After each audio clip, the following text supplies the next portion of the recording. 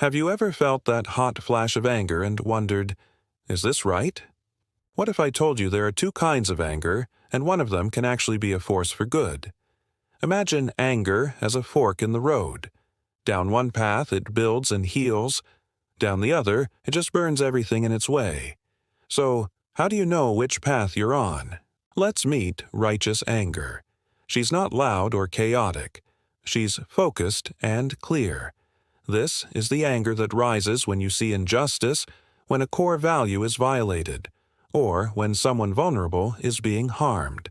It's a protective instinct, a moral compass pointing toward what's right. It says, this is not okay, and something must be done to fix it. It's not about you, it's about the principle. Think of it as a shield, defending fairness and dignity.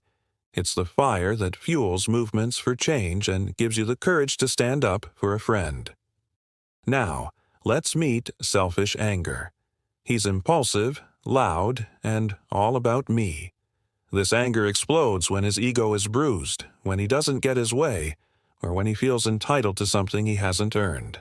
It's the frustration of a bruised ego, the impatience of a personal desire being thwarted. This anger isn't looking to solve a problem for the greater good, it's looking to punish someone for a personal inconvenience. It's a weapon, swung wildly to make others feel small so he can feel big. So, how do we tell them apart in the heat of the moment? It comes down to three things: intent, target, and outcome. The intent of righteous anger is to correct a wrong. It's constructive. The intent of selfish anger is to vent frustration or assert dominance. It's destructive. Let's look at the target. Righteous anger targets the problem, the unfair system, the harmful behavior, the injustice itself. It seeks to address the issue. Selfish anger, on the other hand, targets the person.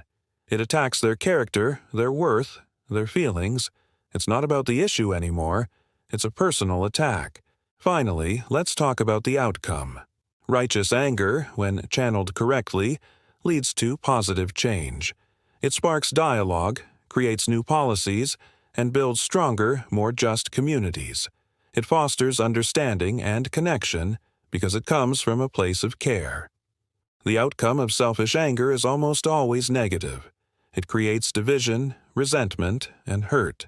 It breaks relationships, damages trust, and leaves a trail of emotional wreckage, solving nothing in the long run. Here's a simple example. Imagine seeing someone publicly belittle a service worker for a minor mistake. Righteous anger would step in to de-escalate, support the worker, and calmly address the bully's behavior, saying something like, "Everyone deserves to be treated with respect."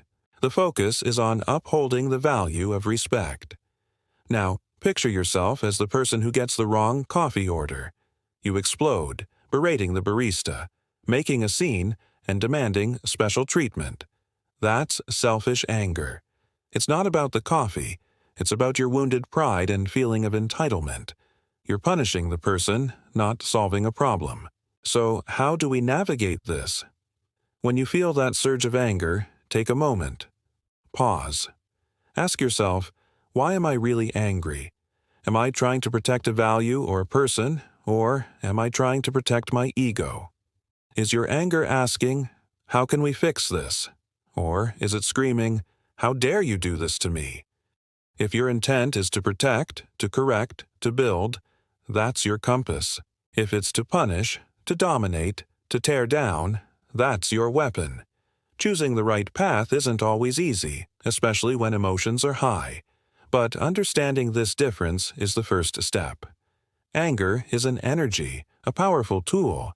Let's learn to use it not as a weapon that harms, but as a compass that guides us toward a better, more just world. Let it be the force that builds bridges, not the one that burns them. Thanks so much for watching. If this resonated with you, I'd love it if you'd like this video and subscribe to the channel for more content like this. Stay thoughtful, and see you next time.